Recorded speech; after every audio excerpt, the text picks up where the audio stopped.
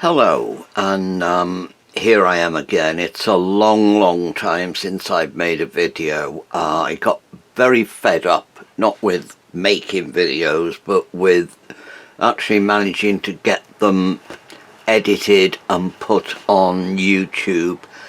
It's with the end of Windows 10, I think things are getting very difficult for me, because I'm not particularly what's the word, au fait with technology. I'm okay with paintbrushes, but if it gets up, it gets up, and if it doesn't, it doesn't, and I'm just wasting my breath now. Right, okay, this is the picture I'm going to paint. It's a place called Bonc in Hafod. I was up there with the dogs a couple of days ago. Beautiful morning. It's a reclaimed spoil pit from the days when there were lots of coal mines all around this area, and it was grassed over and planted with thousands and thousands of trees. It's a beautiful place. Dogs love it, they can run about, but basically I wanted this sort of backlit effect.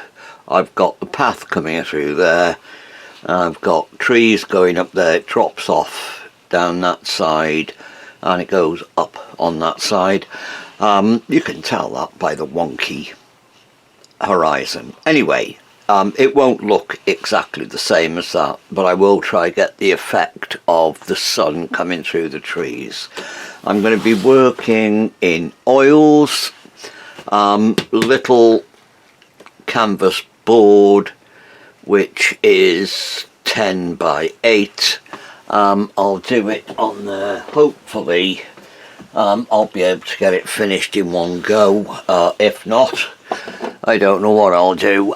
Right, so paints I'll be using, they're all Winton, I think, by Winsor & Newton. I really like Winton oil colours. They're as good as most professional.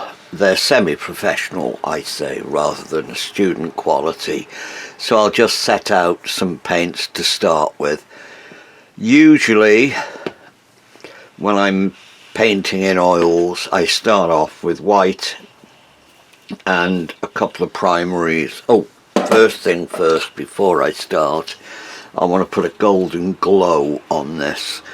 So off I go with some raw sienna,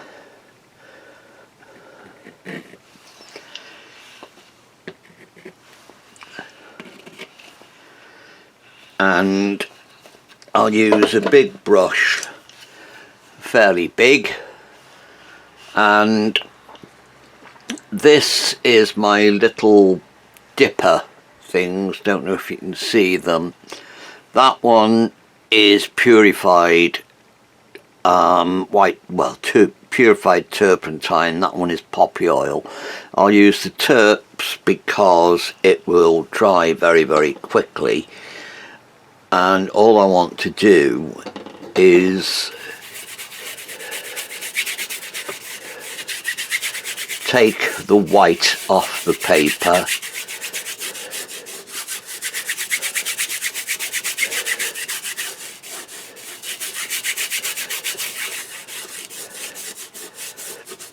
I usually do this several at a time. I'll either use, in this case it's raw sienna, sometimes I'll use raw umber, but it gives it a warm glow and it stops you worrying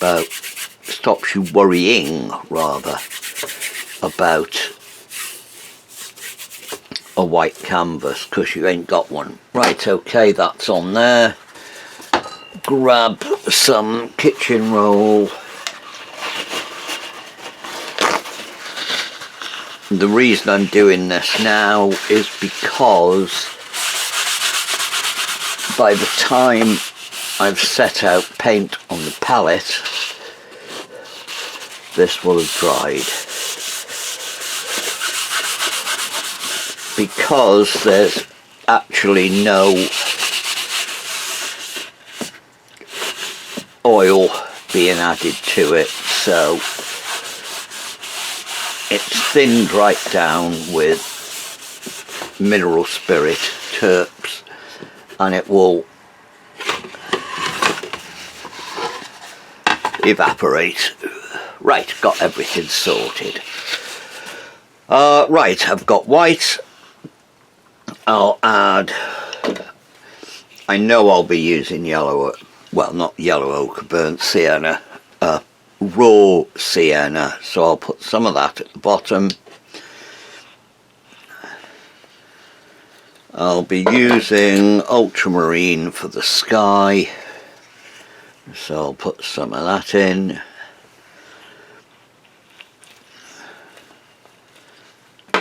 While I've got that, I'll put some Naples yellow out there. These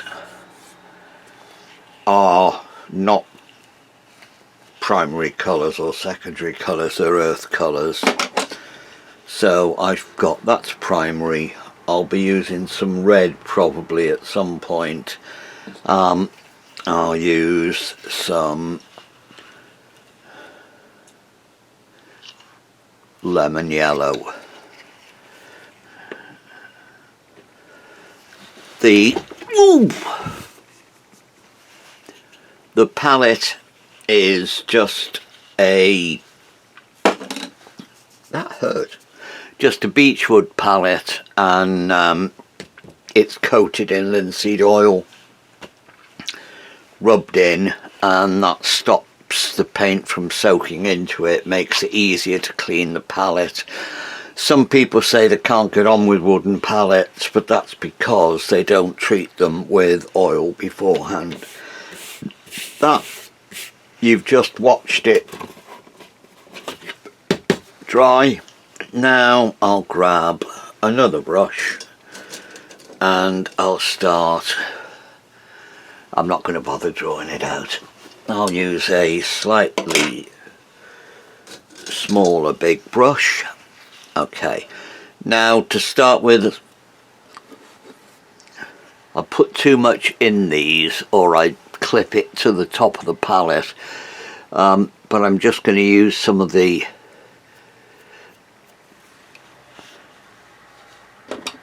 terps as a mixer. Lots of white, touch of the blue.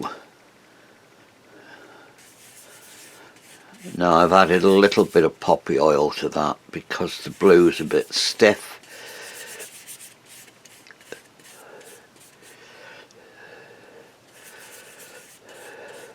You can see how rich these colours are just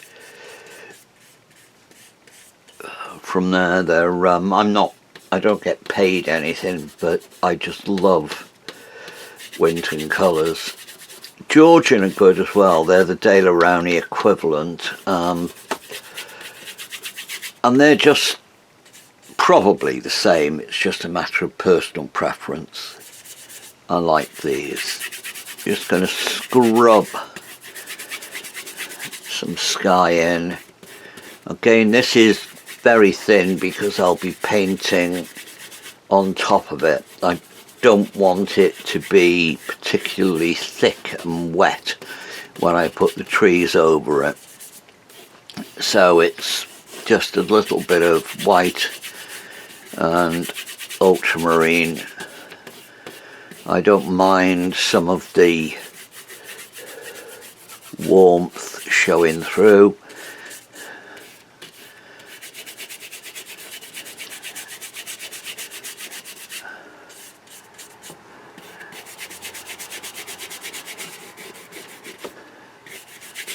A little bit more white as I come down to the bottom.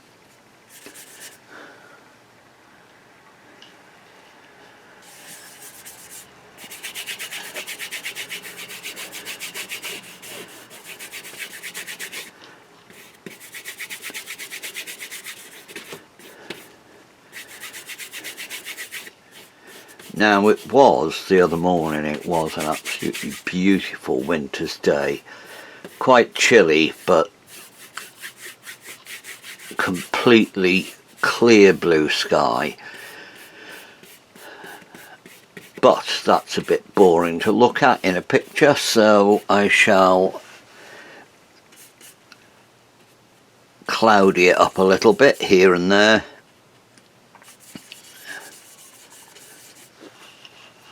While I think, add to my earth colours just a touch of raw umber.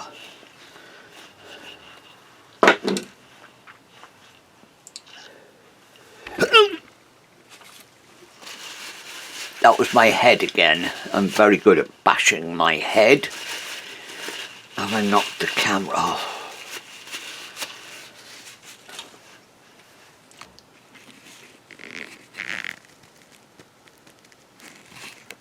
That's more or less alright, I think.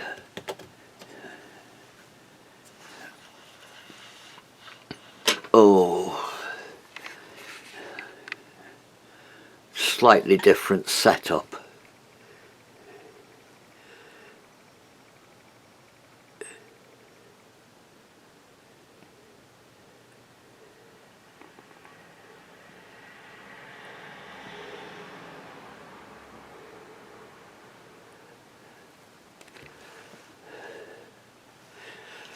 Hang on, I've got to reset this camera because I bashed it.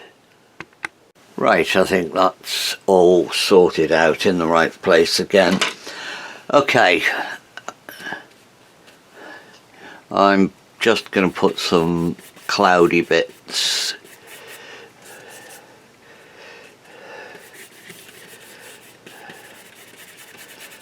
and to put shadow in the clouds, greyness, on some ultramarine, tiny touch of the raw umber that I just put out, and that gives me a grey which will be round about the same sort of grey that I have in the trees.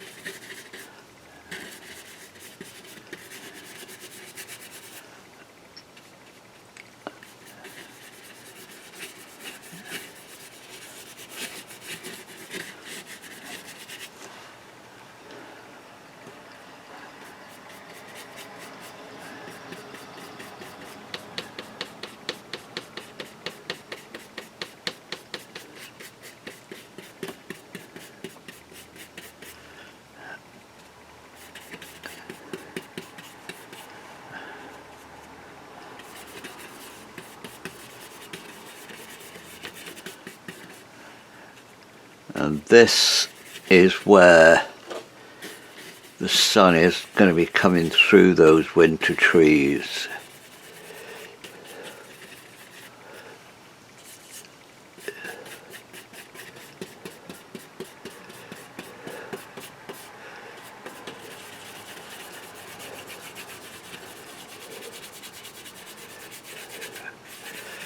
And I'm radiating from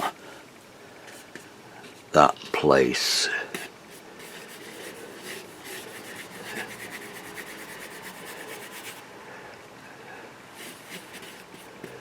Touch of yellow.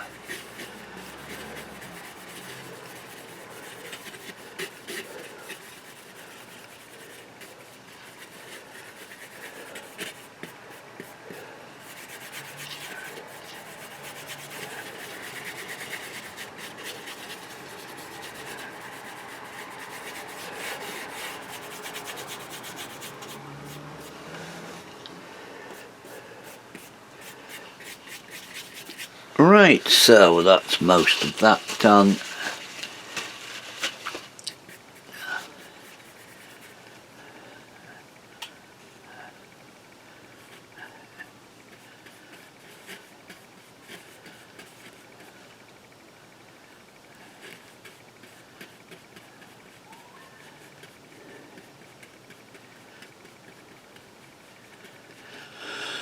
There we've got sort of bright blob in the middle. Now, both sides, before I go any further, I'm going to get this Naples yellow and white, and I'll put this path which comes down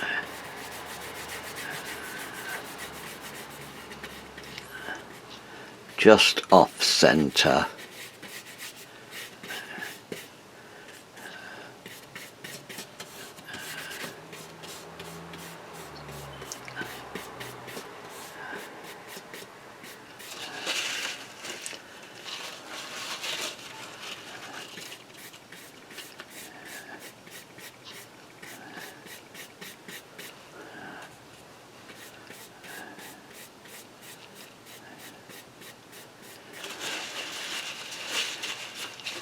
It's the yellow brick road to nowhere now. Right, okay.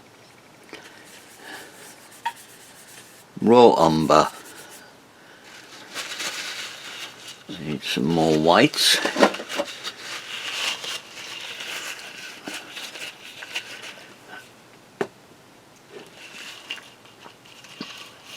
Somewhere I have a great big enormous tube of white, but I don't know where it's gone. I've tidied it up. So I want just a pale bluey grey colour for these distant trees.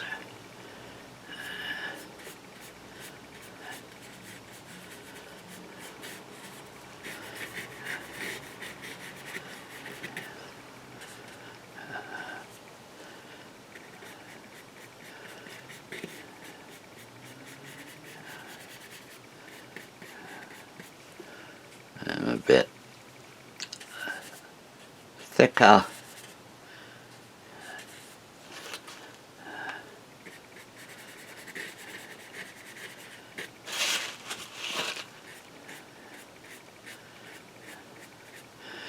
To get this up, what I'm doing is, if you see, this is a filbert.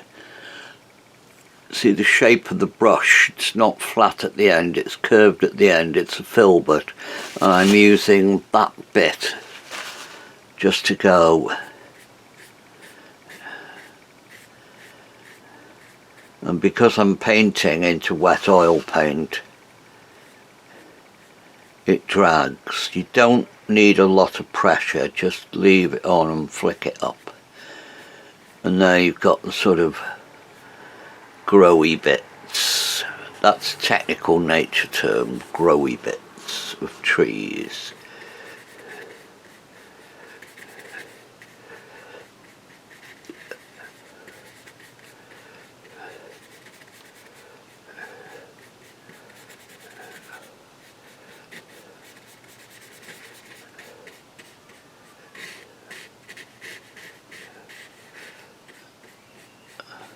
Never be afraid to push your brush,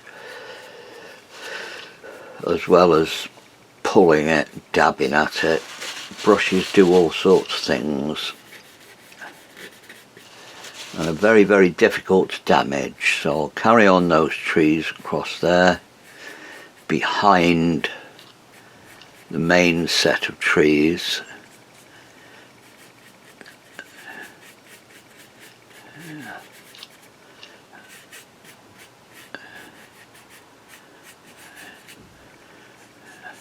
Most of this lot will be covered.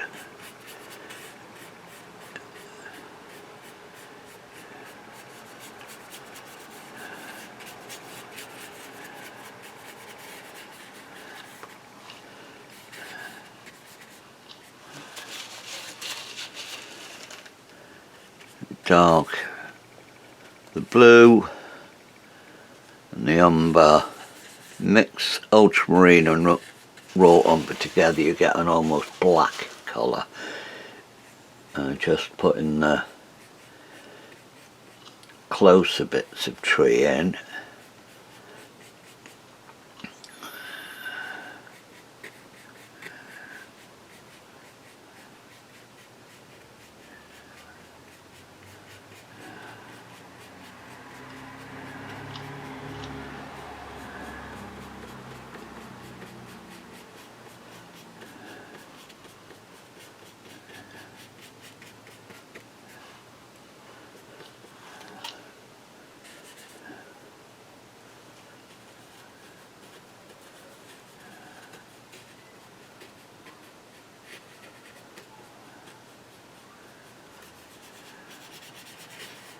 go.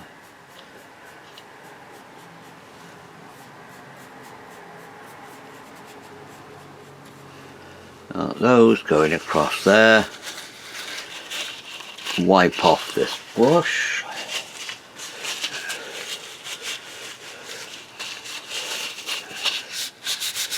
Where is the towel?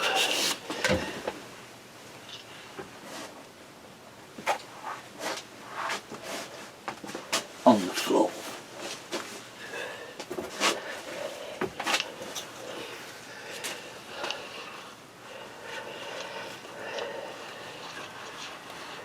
Right, there we go. Get some longer bits growing out of there.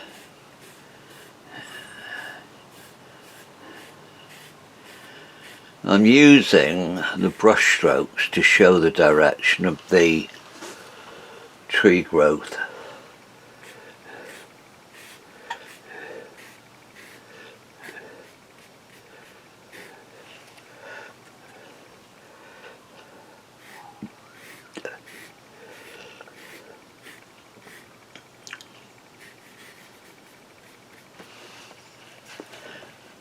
Just some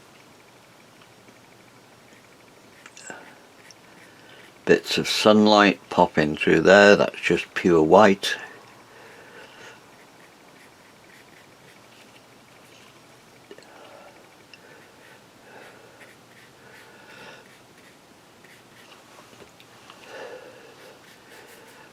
Okay, now I'm going to mix some green, a lemon yellow into that grey colour.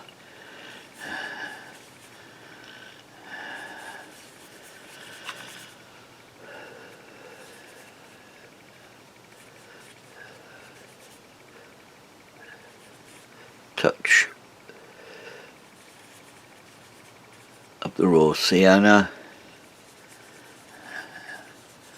You see in there I've got lots of different greens, which is an on purpose thing. That's just so that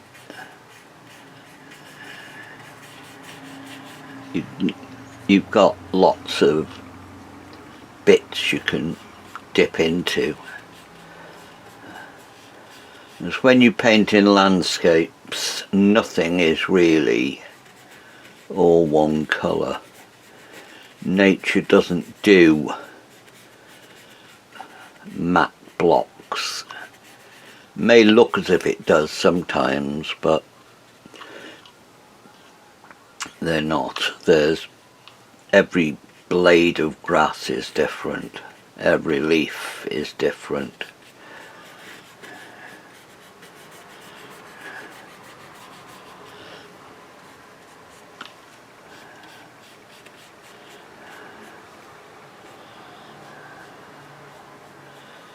Which doesn't mean that if you're a colourist and you paint in blocks of colour you're wrong, because I do that myself sometimes. What I'm saying is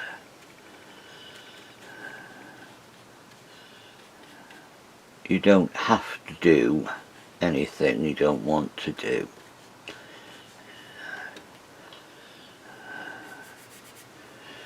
This colour, I'm going to red out. I'll put some light red out down here.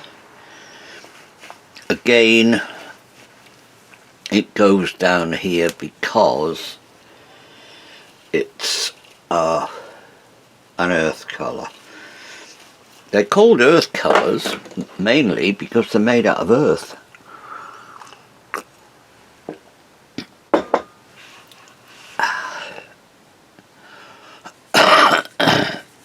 Pardon me.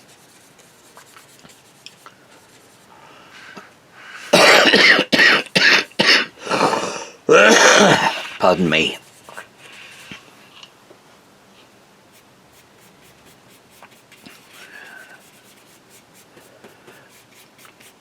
Now I'm putting the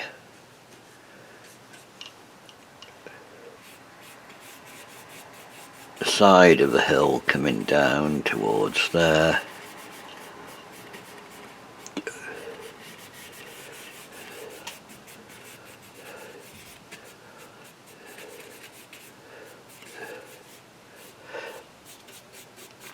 I'm exaggerating this, it's nowhere near as steep, but it will add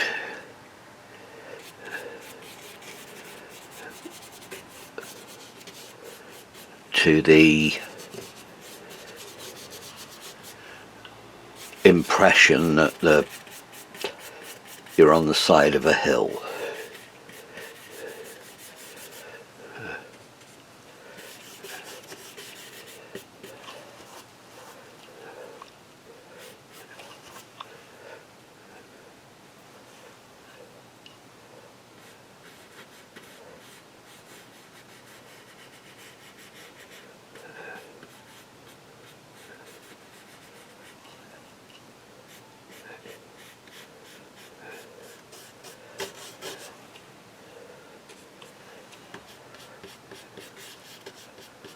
All I'm doing here is I'm using the Naples yellow just to blend in the edge of the track.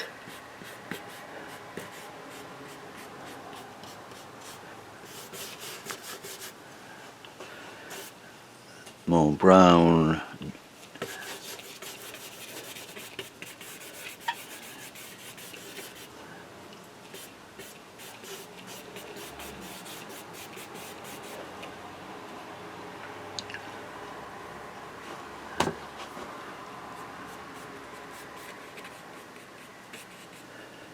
Now this is sort of brambly, so I'm using the light red and some of the green, make some squirrely undergrowth bits.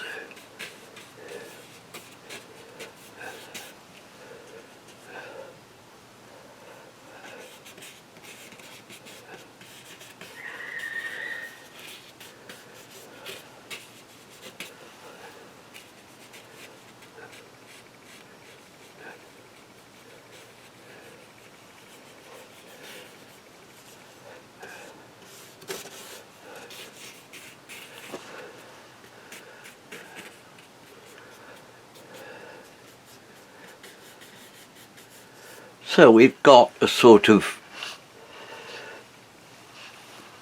not sure how much you can see on the screen, but we've got a sort of backlit effect already. So now it's time to get rid of this. I'll start doing, I think I'll work across. Put that down.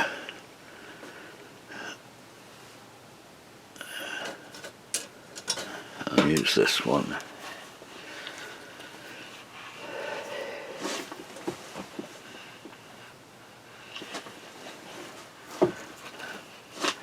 Right, this is quite a new brush I've got. That's a Winton brush actually. It's a fairly long flat, and it's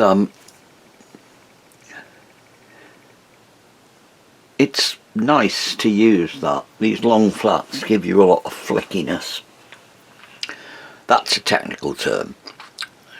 Okay, mix some dark for the tree trunks. Start with the raw umber, add some raw sienna and some light red. I'm just pulling it down so that it's pure dark up there and it's redder as it comes down. Not sure how much you can see there.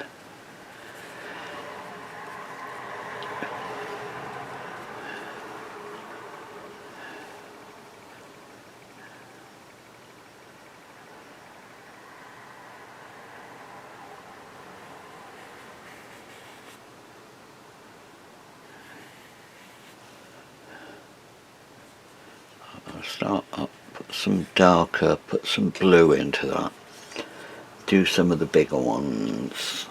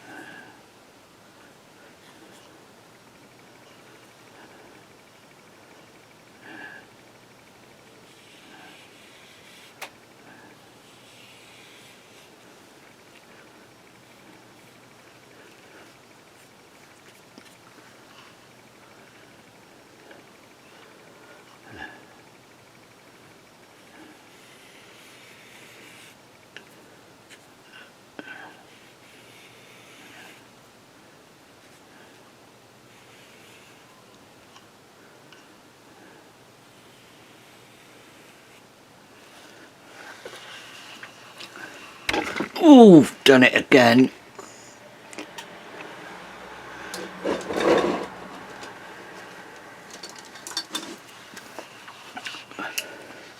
Right, so I'm going to use one of my favourite brushes now. This is a Rosemary and Co.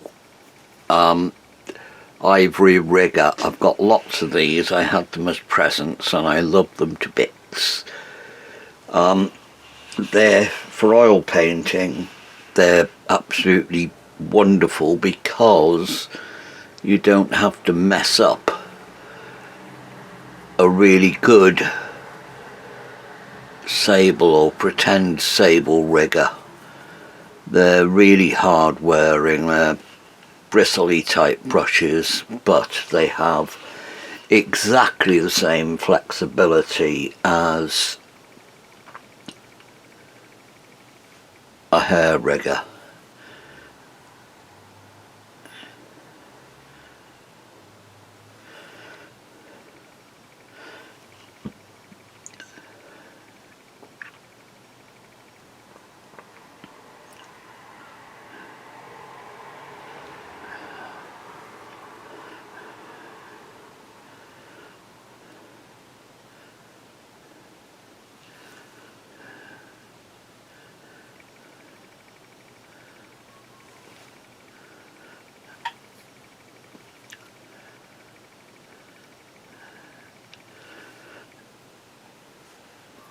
Touch of oil on that, as well as some terps, so it's about 50-50 poppy oil and refined terps.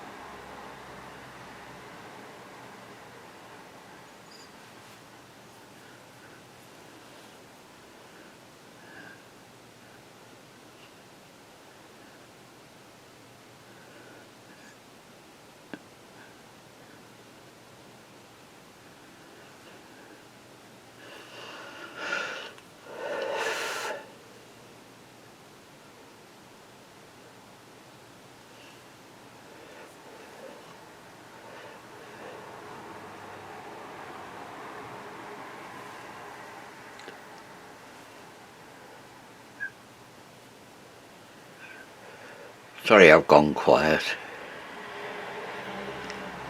I'm thinking.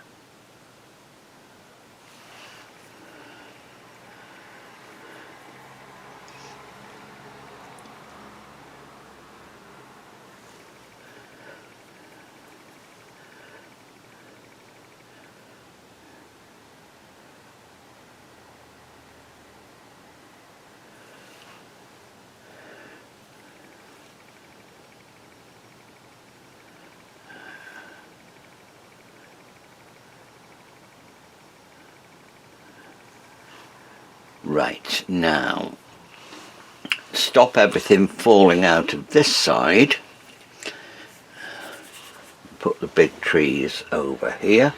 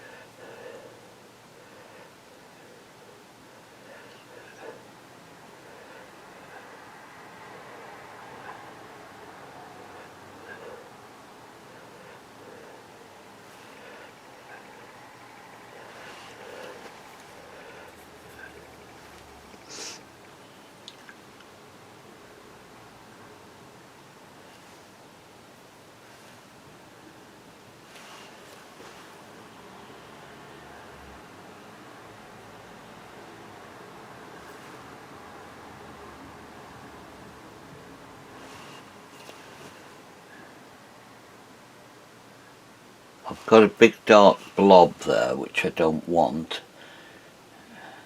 So take all the paint off the brush.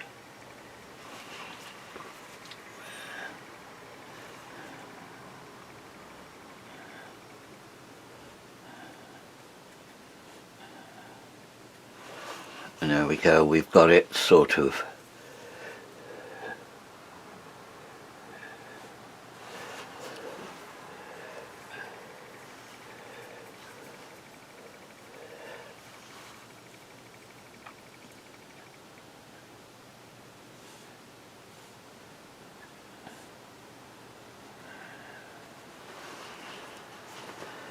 right, we're getting somewhere.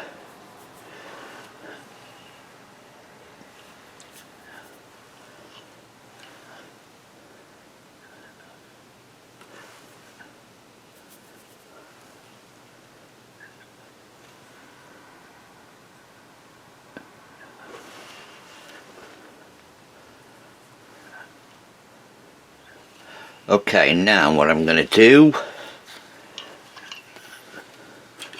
is I'm not going to show you, there's lots of ivy on these trees, so I'm going to get a stumpy brush.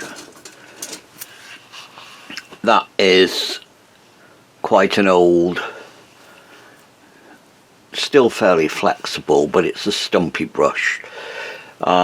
These are quite cheap brushes. I got a couple of sets of them. They're from the SAA. They were on last Christmas, I think. They were on a special offer, get rid of. So I bought a set and a bit.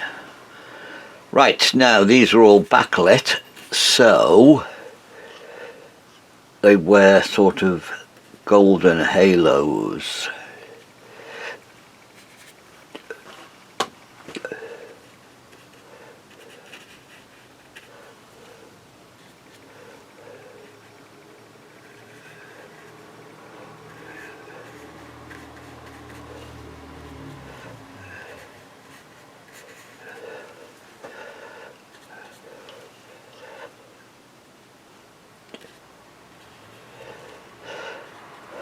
I absolutely love going to places like this with the dogs because it's just so beautiful to get out and be. We're very lucky. Those of you who know me know I'm a miserable old bugger, and especially recently since COVID I've got very not quite antisocial, but I've got out of the habit of people, and I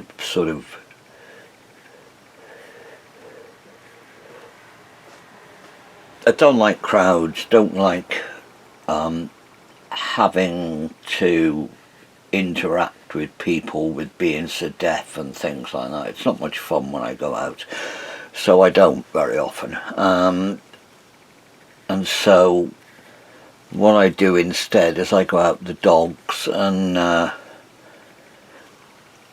we go to these beautiful places where we're more or less on our own, and it's just lovely. I'm not completely antisocial when I meet other people with dogs. I stop and say hello to the dogs and have a bit of a natter, but it's very difficult with being. I don't hear what anyone says to me, so it gets a bit embarrassing after a while for them. So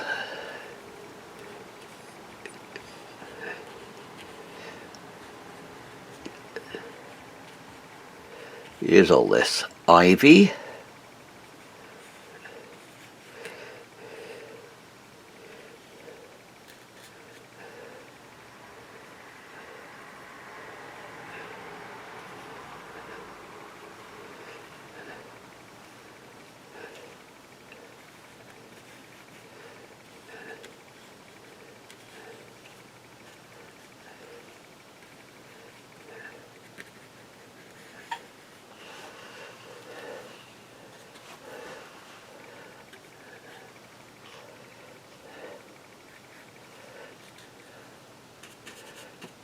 for the furthest away ones, I'm adding white to the yellow. It's more or less pure lemon yellow that I'm putting on the bright bits.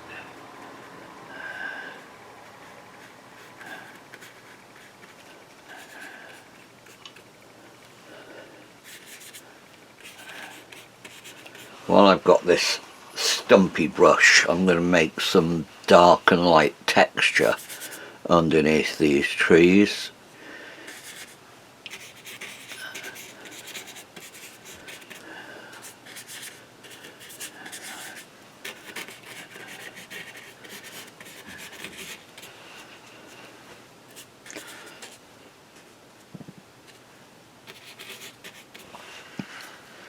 As this is brambly stuff, I'll put some alizarin crimson out.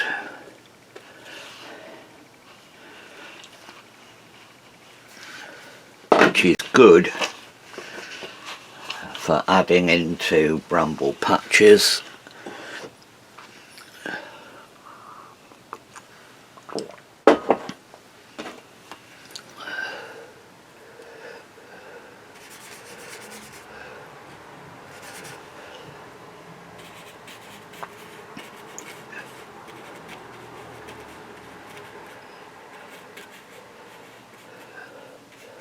Because last year's bramble leaves make such lovely purpley colours.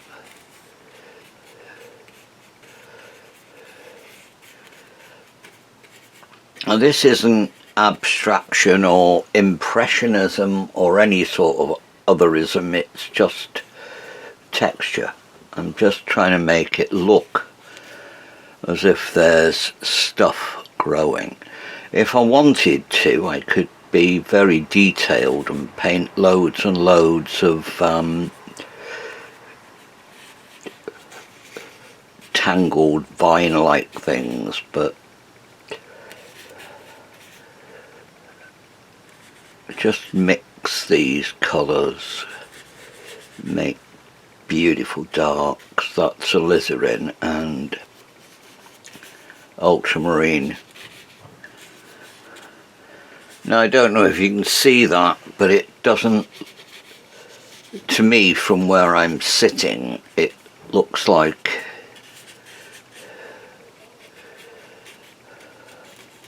a tangle, which is what I wanted it to look like. Now I'm going to bring some light coming through there, just white paint into the wet paint.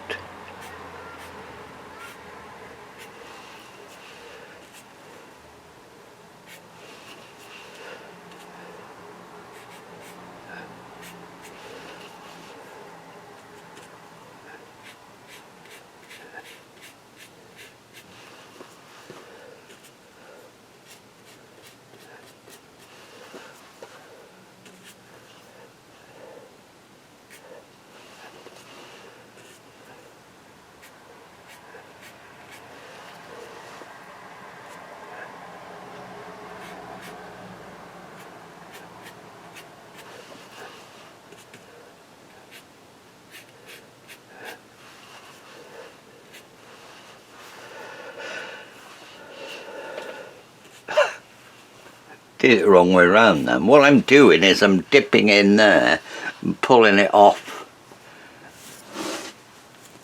on the cloth, and I dipped it in there and pulled it off on the cloth before I put it on the paper then.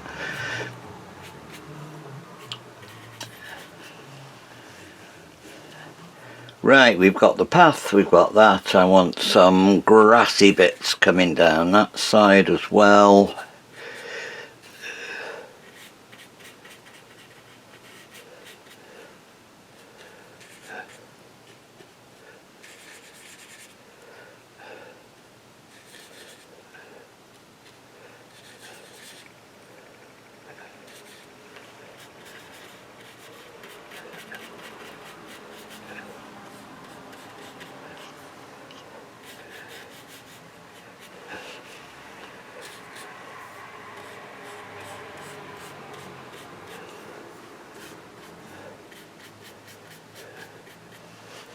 Right, got all them.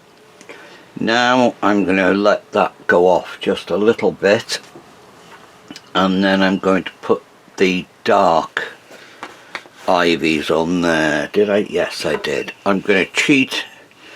I'm going to use a little bit of sap green. Ooh, should have shook the thing. It's a new tube.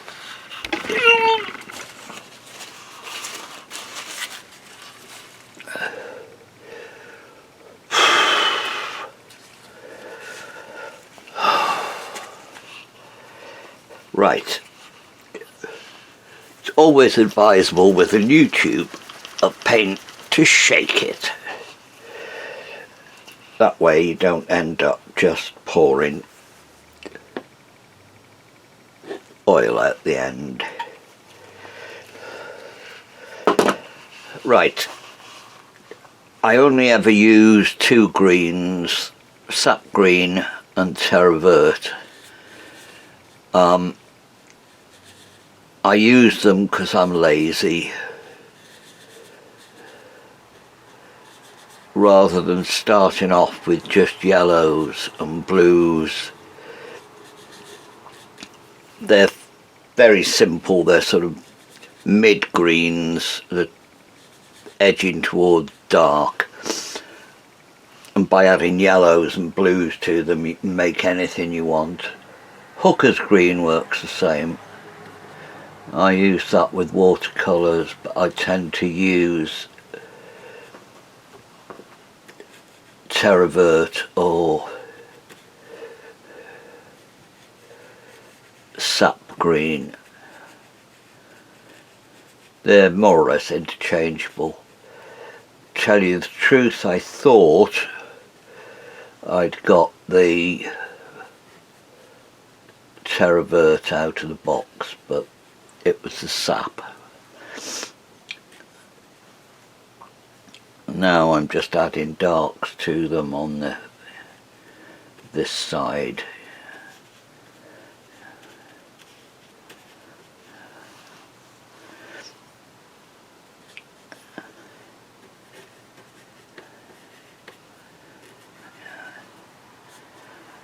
I'm pushing into the yellow to make it stick out a bit more.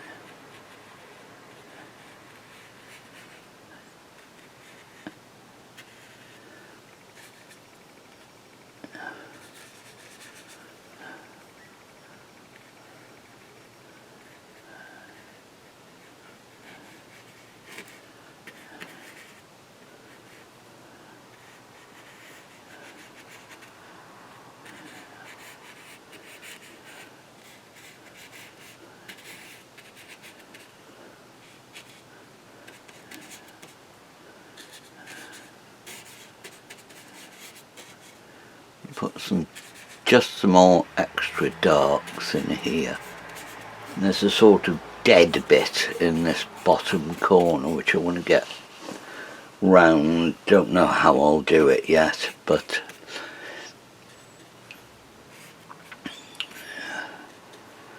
could bring that a little bit further down.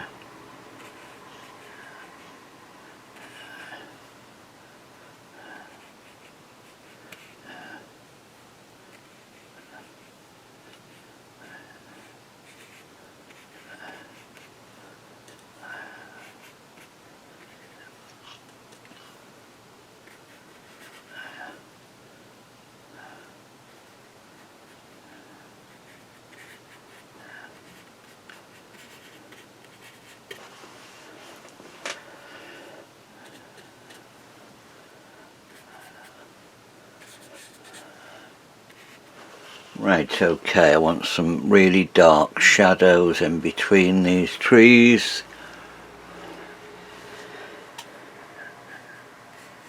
At the bases, that's ultramarine and the blue into the brown, ultramarine and the green into the brown. Just everything that's dark.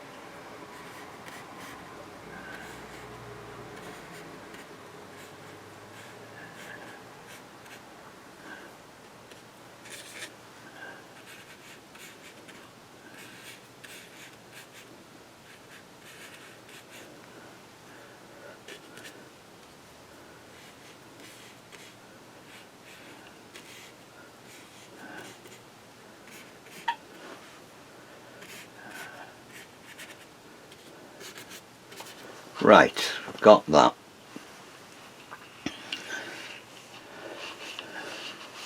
I quite like that so far.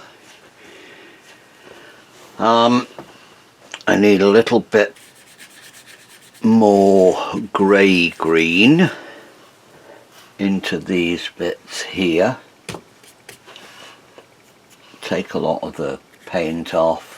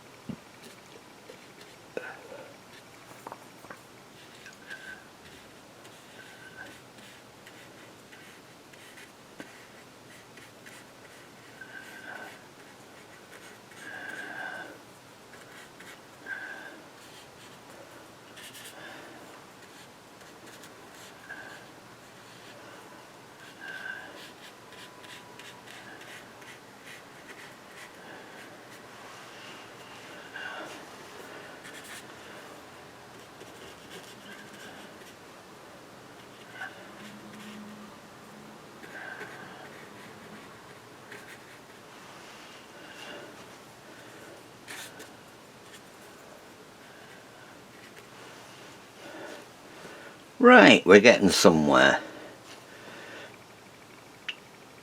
Now,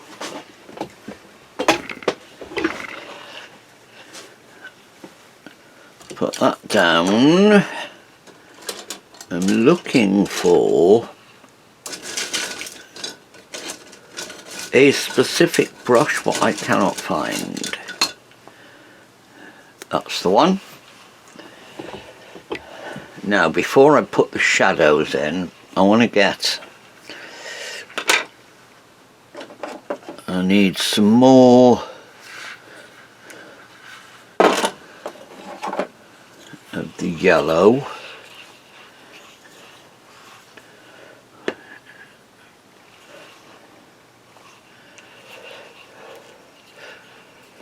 And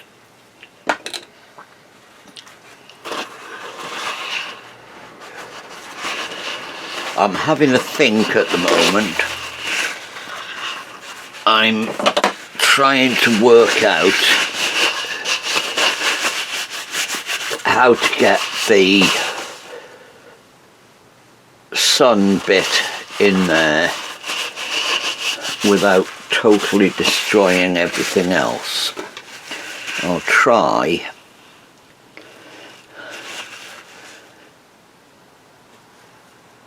some white, Naples yellow,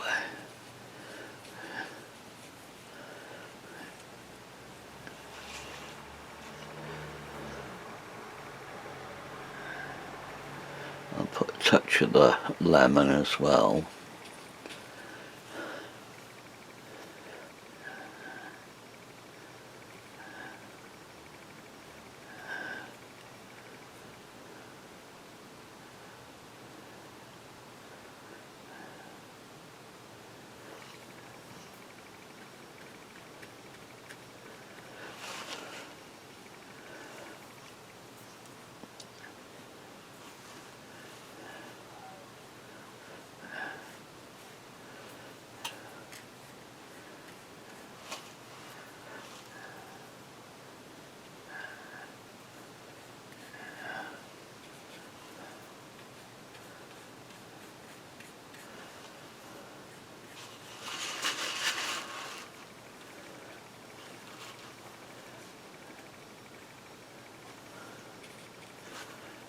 Now when you paint in wet onto wet like this, you need absolutely no pressure.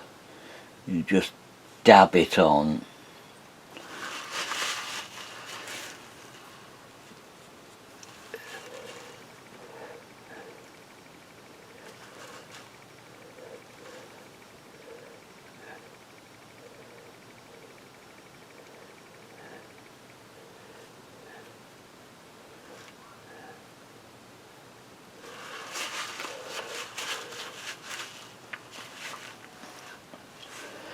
Now, that doody little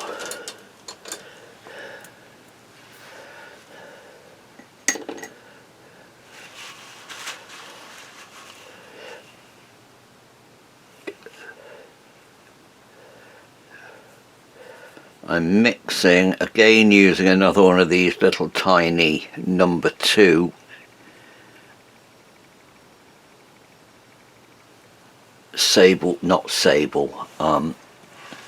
bristle riggers.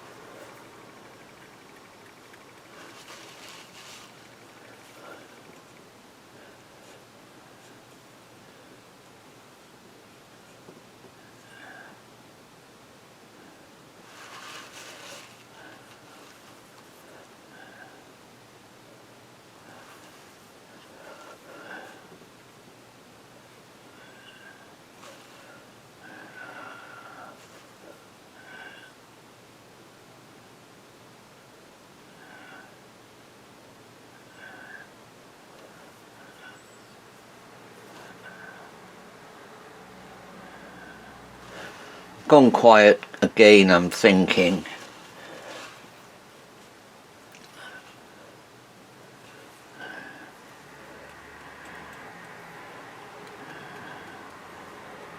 Just putting in darks.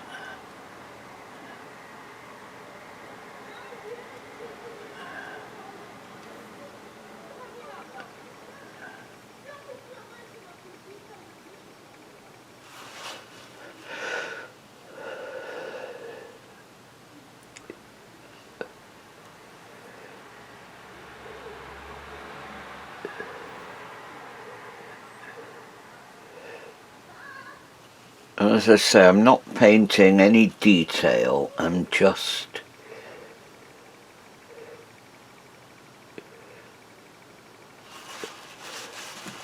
putting in marks. Right, I'm going to clean this little brush.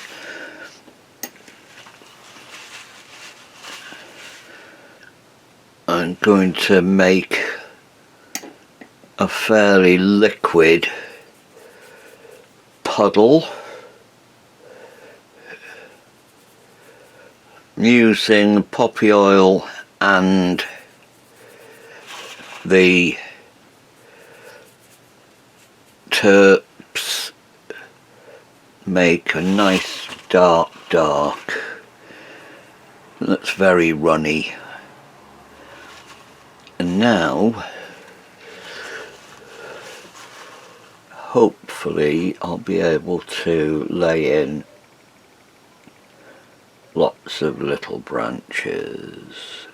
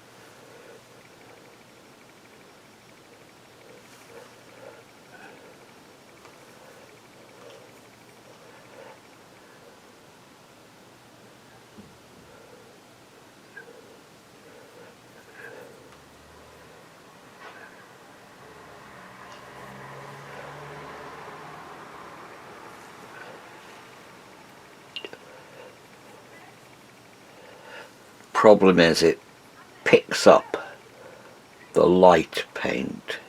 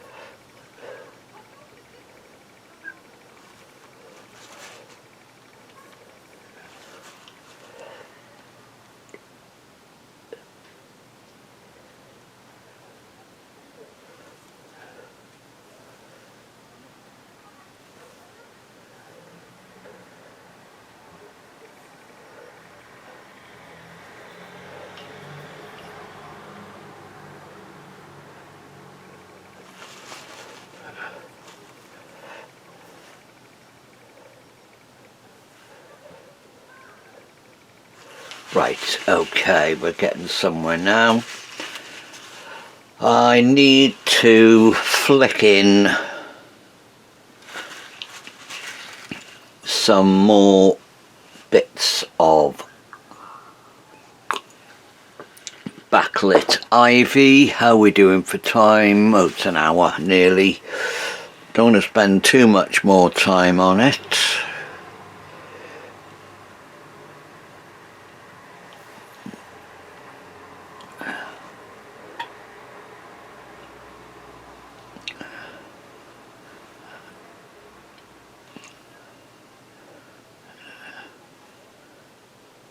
Just putting squiggles in for this light ivy.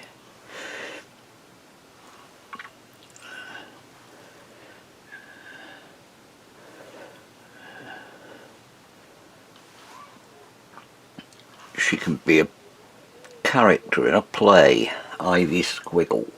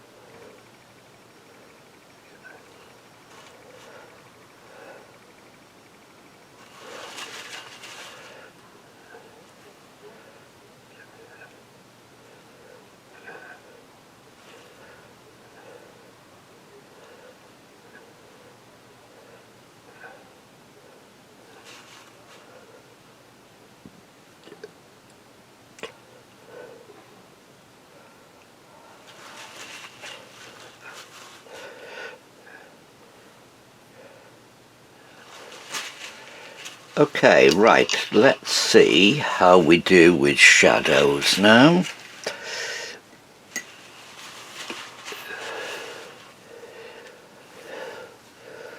Where's the middle of one of them?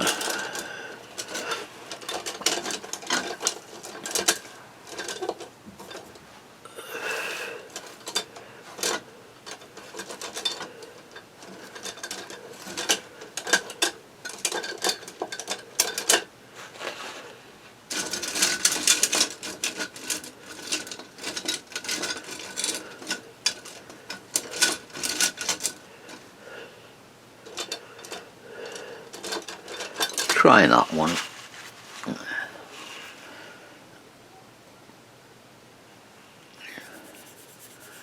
Into that some crimson and some blue.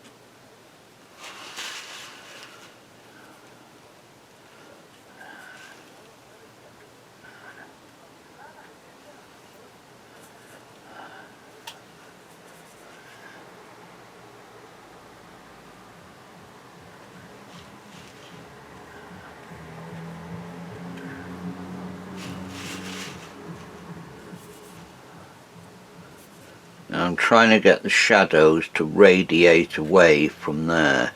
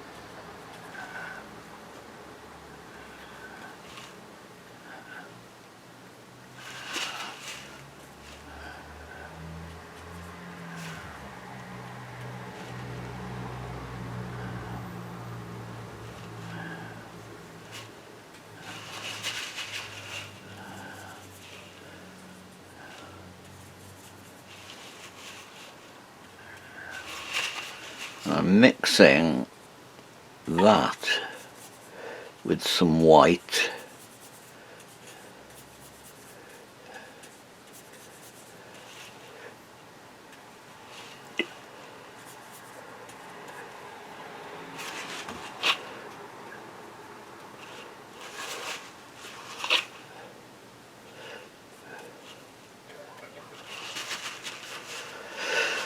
Okay, it's very nearly there now. Just a few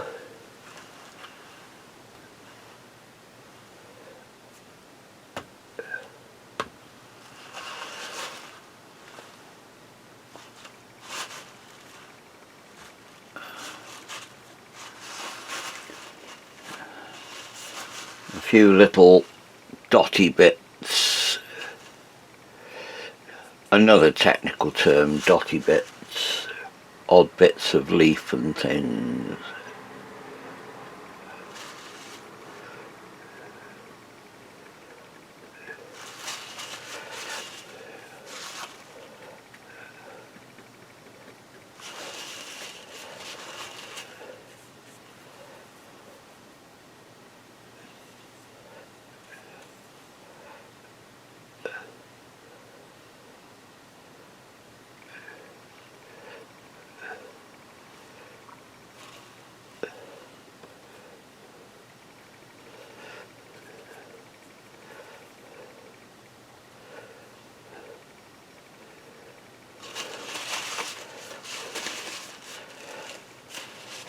I think I'm going to leave it there.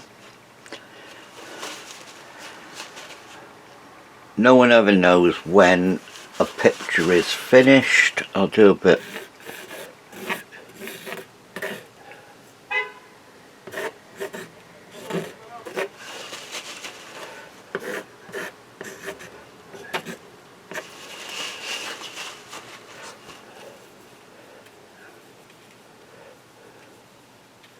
Just a bit more texture in this front bit.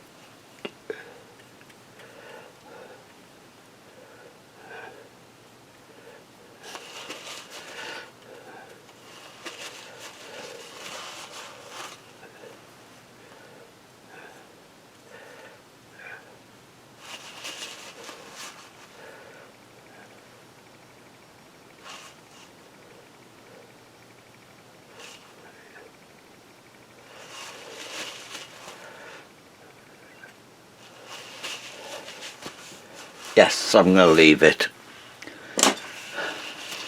Winter Sun, Moss Valley. Let's see if I can do a zoom. In fact, I'll pause it.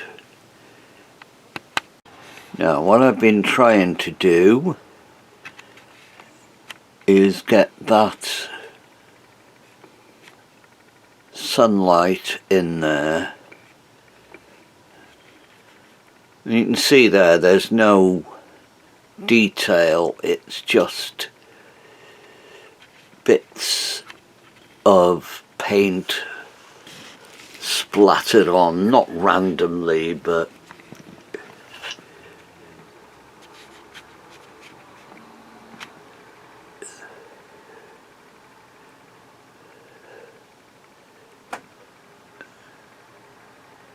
just blobs.